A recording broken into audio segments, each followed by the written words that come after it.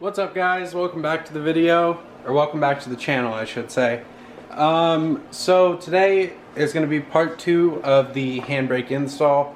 Last week we got those GK Tech Super Lock lower control arms in. They're a one-piece design. If you didn't watch that video, go check it out. I just briefly talk about them. But today we are going to be working on part 2 of the Handbrake install. So we're going to tackle the lines. We're going to tackle mounting my reservoir, and we are going to tackle actually mounting the handbrake itself. So right here is my setup that I decided to run with. It's totally Chase Bays, everything minus my calipers, brake pads, and dual caliper brackets, but we don't need to talk about that. Anyways, so we have the handbrake itself. This is a reverse pull, so master sits here and then you pull this way, and that's going to allow me to tuck it under the dash, and hopefully all you see will be from here up, and it'll hopefully look really clean.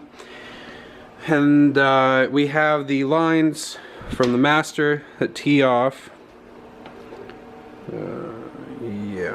that tee off into this, and then these go their separate ways out the right. One thing I like about Chase Bays brand, or their line kit, is that they actually use a bulkhead dash 3 AN fitting that runs through the chassis and ends up coming out right in here somewhere.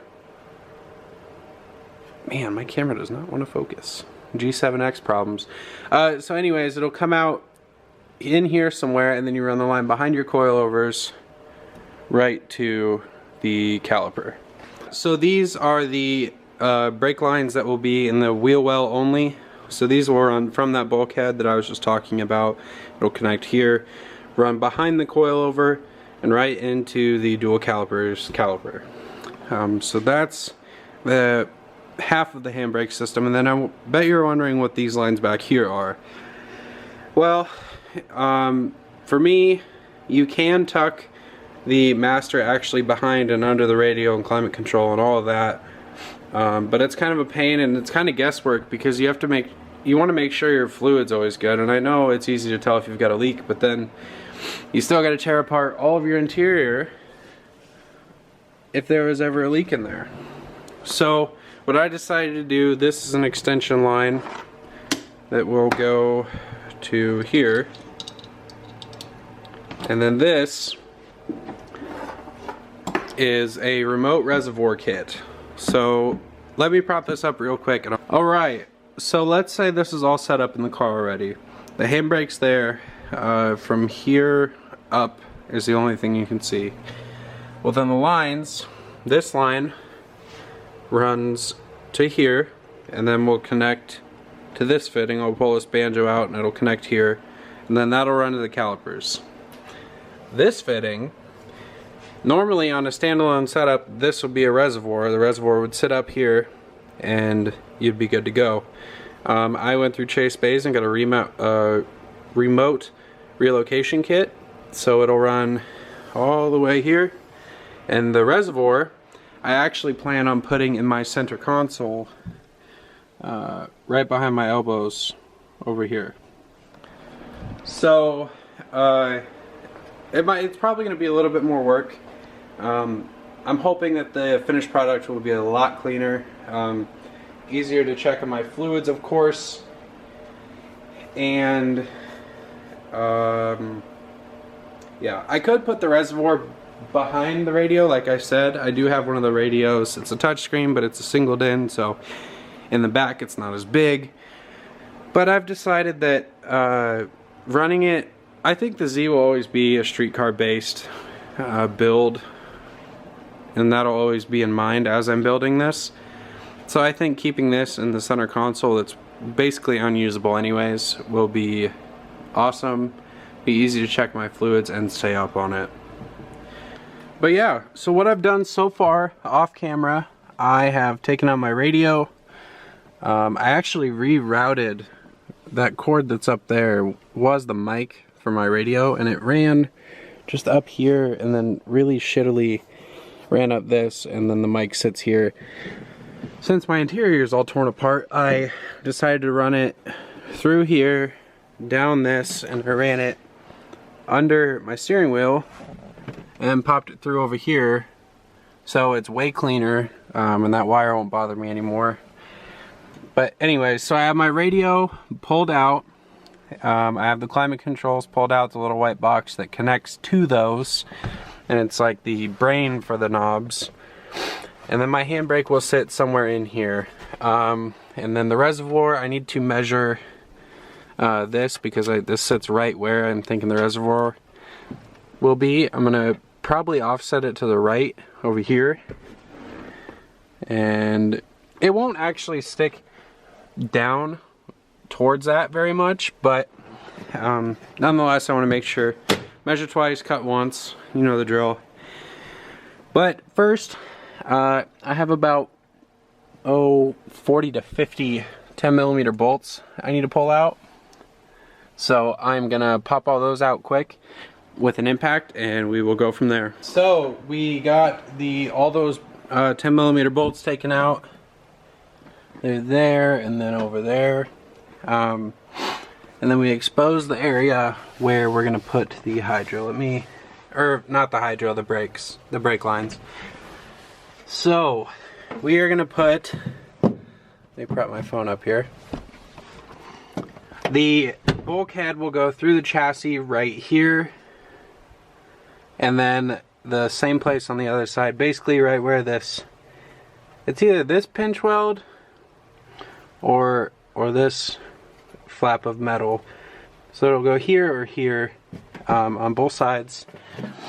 And then I think I'm just gonna route the main line through one of those holes. I will be putting this mounting plate, so it'll mount like that.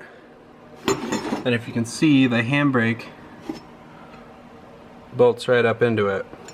This is pre-tapped. It's like a $15 or $20 option through Chase Bays, but I thought it was well worth the money, because if I wouldn't have bought that, I would have had to make it.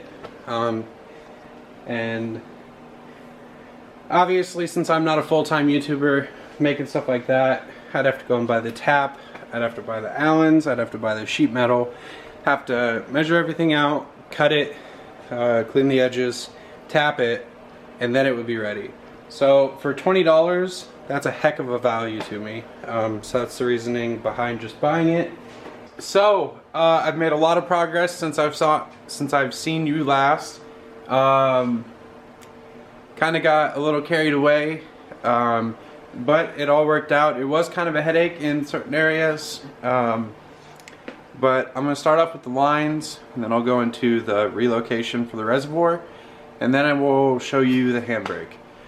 So let me grab my phone quick.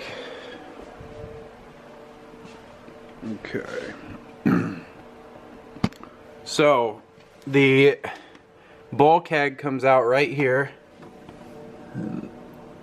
It's like an L shape, so this would be the bottom part of the L, and it goes through the chassis. There's a nut on the inside, and the line runs back around, and then banjo fitting right to my power stop calipers. So that's the outside. Then if we go in the car,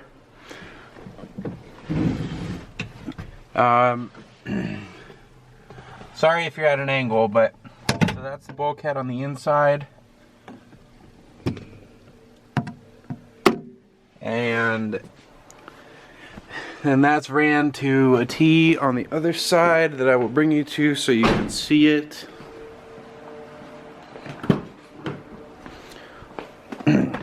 Got to keep that hydro out of frame for right now. So it's ran to a T here, and then it runs through an existing hole in the chassis, and then it runs through the middle hole there, and I put some tape right here on the bottom. I don't think that line would chafe, off of that, but I wanted to be certain that it wouldn't, so I put some tape there. And then, sorry about the angles again, and then the other bulkhead is right there, and right there you can see the nut on the gray part of the chassis. So all of that is tight, and the calipers all the way up. I'll put the seat back. And then it runs through that hole like I was saying. This fitting right here is for the external reservoir, and this next part, let me preface by saying this is not my greatest work. I don't have a ton of experience welding. I'm sure you guys saw this coming. I don't have a ton of experience welding, and I wanted to get this done, and on my pass up front on the mounting plate, I was just a little bit too fast on my welds, and well, it looks a little blotchy. It looks better than I thought it would. It looks better than the worst I thought it could be, so that's good. But we definitely are going to be having a welding video for practice coming up soon, because I think your boy needs it.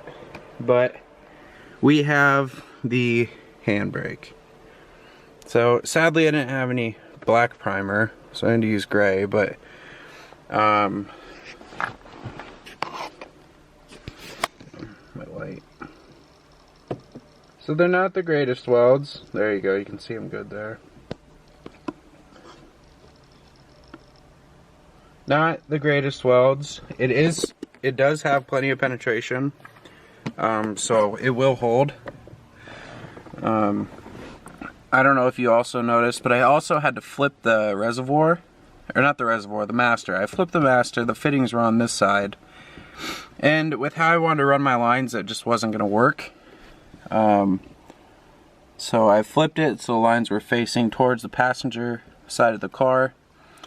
And then I have the master, the fitting that runs the line to the master in the back. That has a 45-degree bend on it. Actually, it's a 90. And then this line with the Chase Bays yellow on it. This is actually just from the brake line kit. So that's not even part of their reservoir relocation, that's just the brake lines. But with how everything lined up in the Z, I was able to just utilize this and not have to add the extra piece that is on the bench over there. And that basically allowed me to eliminate one whole junction of fittings and like 14 inches of line that I have no room for. This is all perfect. This will turn 90-degree angle into the master. But I got everything ran here. What I'm going to do now, I'm going to pull this E-pin out of, or I'm going to pull that E-clip off, push this pin out. I'm going to fold the master down because I can't press it. I did bench bleed it, by the way, but I can't pull this in yet because there's no line back here and fluid will squirt everywhere because I bench bled it. So I'm going to pull this down, and then I'm going to line my the shifter bezel around this because it's molded around that, so I can get an idea. And I'm going to put some nail polish on here that hopefully will come off, but I'm going to put some nail polish on here and then set the shifter bezel on it, hopefully marking the shifter bezel on the back side to give me a rough idea of where this sits. This is always the most nerve-wracking part about doing a hydro cleanly in a car. It's always making this cut and trying to make as little cut as possible. Alright, so just a quick update. Hold on, let me move my light a little bit. So this is what I did. I just pulled that C-clip off, pulled the washers out, and then I just save them. So now that's folded down, and hopefully I can get that marked for the right cut. Well, I marked it with some paint, and it's drawn on with Sharpie so you can kind of see it there. From front to back it's exactly an inch. From side to side it's like 1 1/8 inches. I cut a little bit bigger than the marks, and as you're looking at it right now, the mark on the left, slightly it moved on me a little bit. If there's a little bit of room around the hydro, it's not a big deal to me, because sometimes it slams back harder than others, and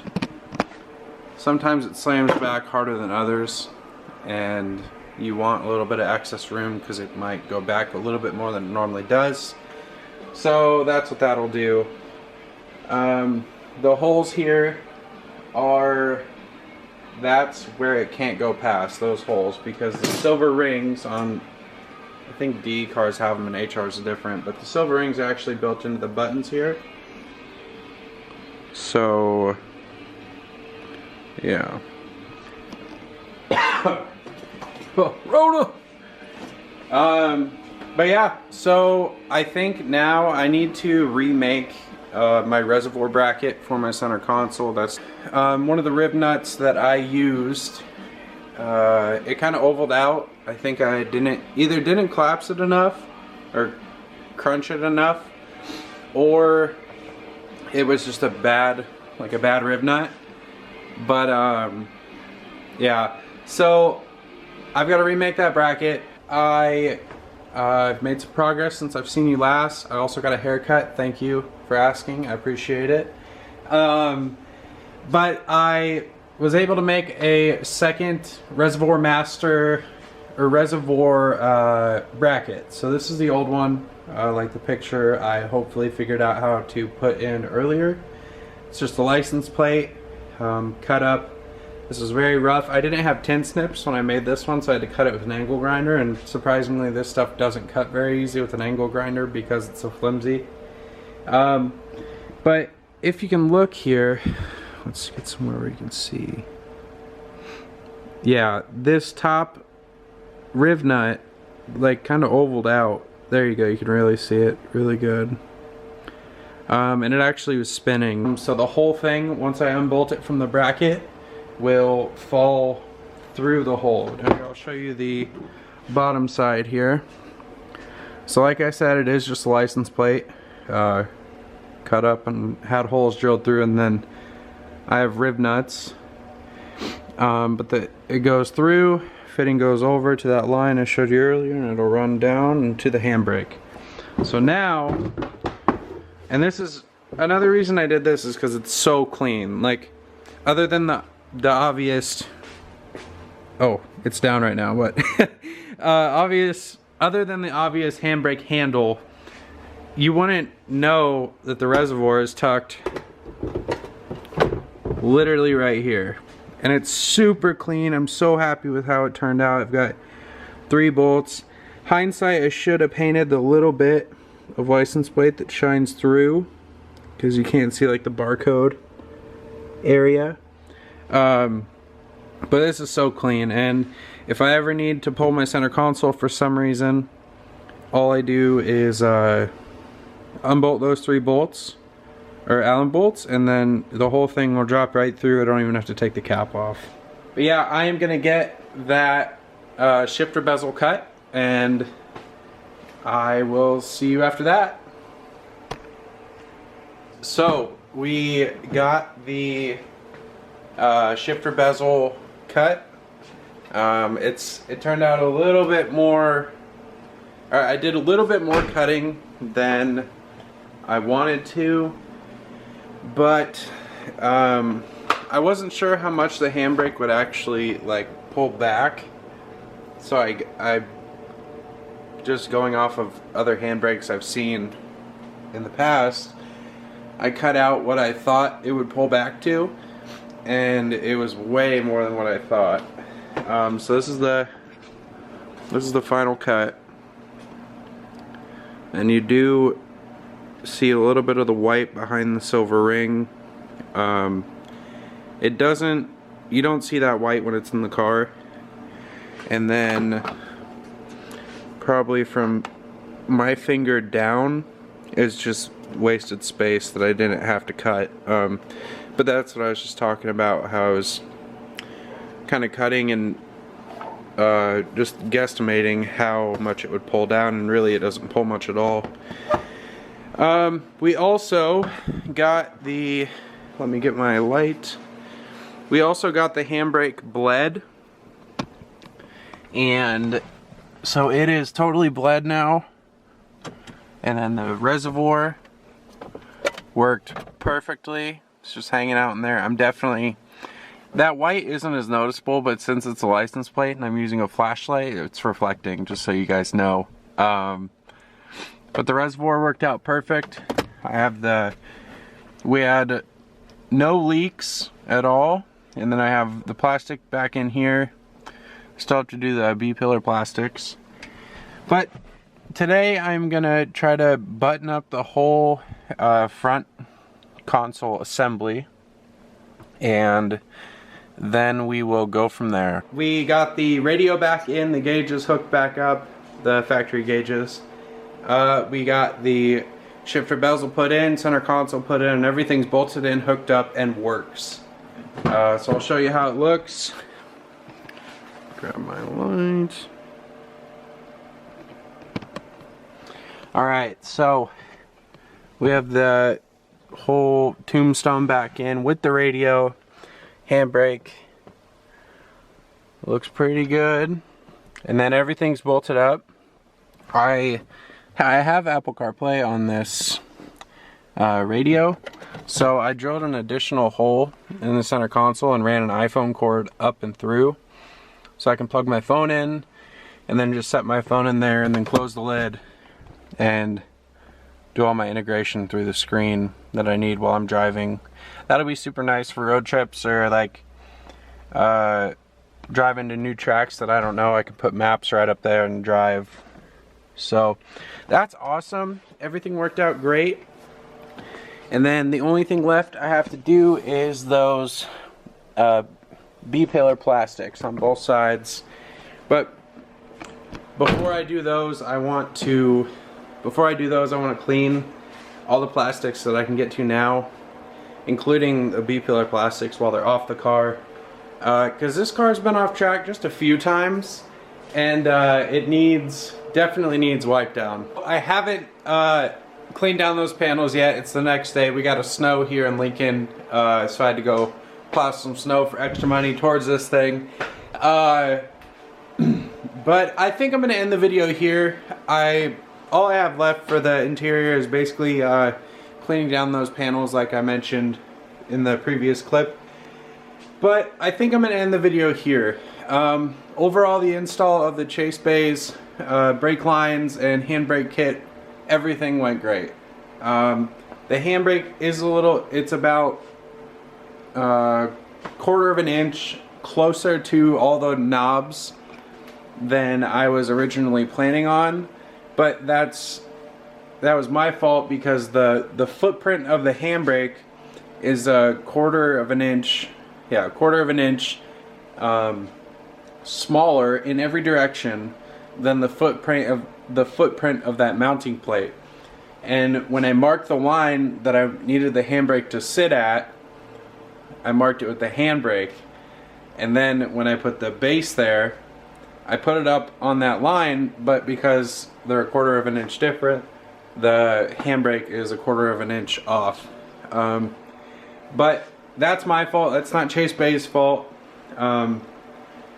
If the mounting plate and my welds ever break, I'll probably buy another mounting plate, or maybe use the same one, and I'll actually grind the whole thing down all the way around to make it the same size, or just slightly bigger, and then redo my welds. I think it'll hold though.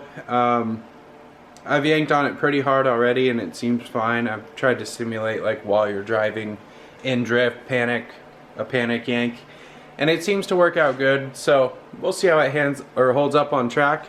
But I think that's going to be it for this video. So the next video will be Z1 Motorsports polyurethane engine and trans mounts. But if you like this video, drop a like. Thanks for watching, thanks for subscribing, and I'll see you in the next one.